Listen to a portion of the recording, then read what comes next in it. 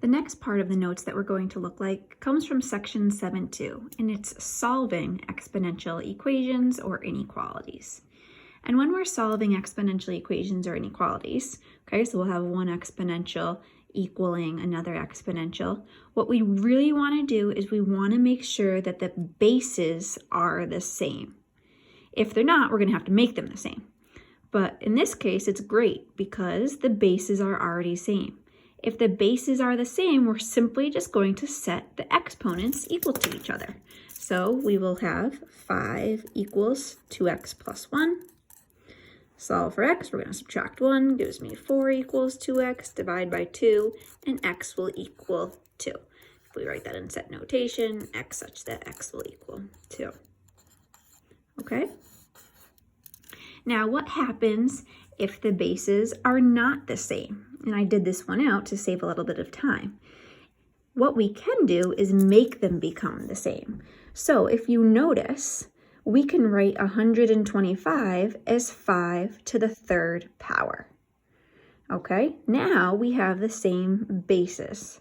So I'm going to use my exponent rules. Power to a power, we multiply.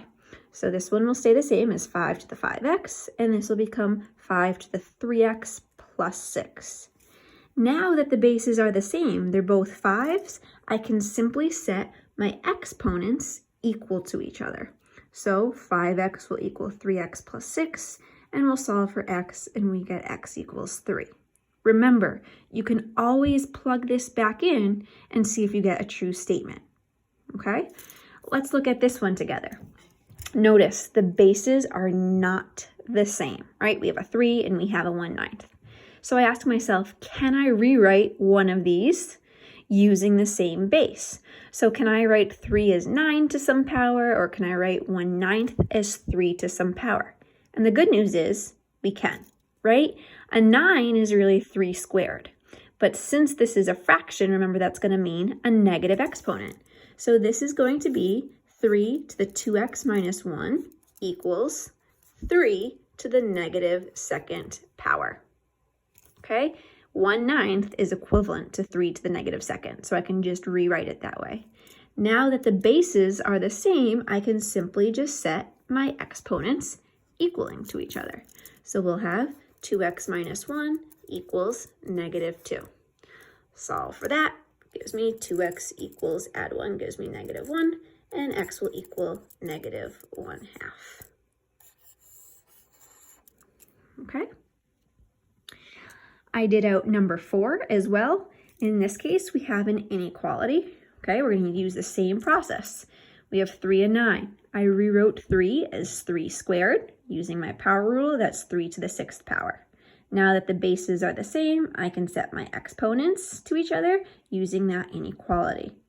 I first actually just flipped it around. I like to have my variable first. It was opening to the x, so I made sure it stays opening to the x. Now to solve for x, we take a square root. Remember when you take a square root though, there is a plus and a minus.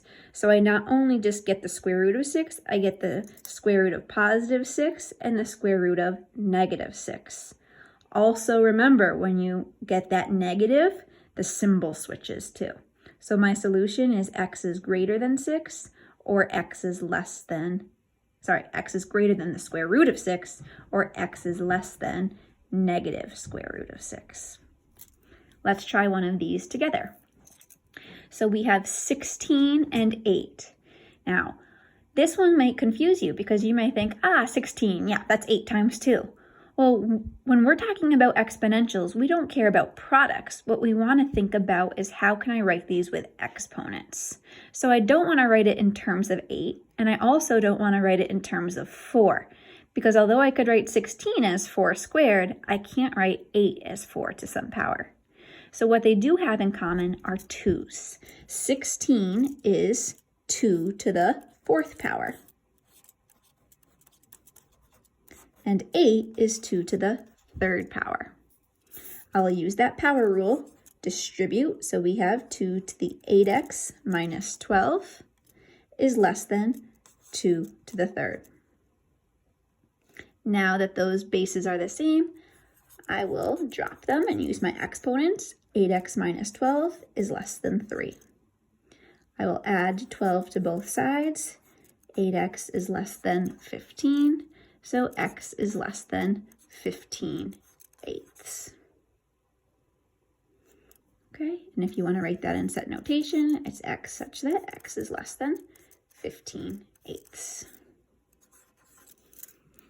Here is the last one for you, and if you want to pause the video to go through it, you may.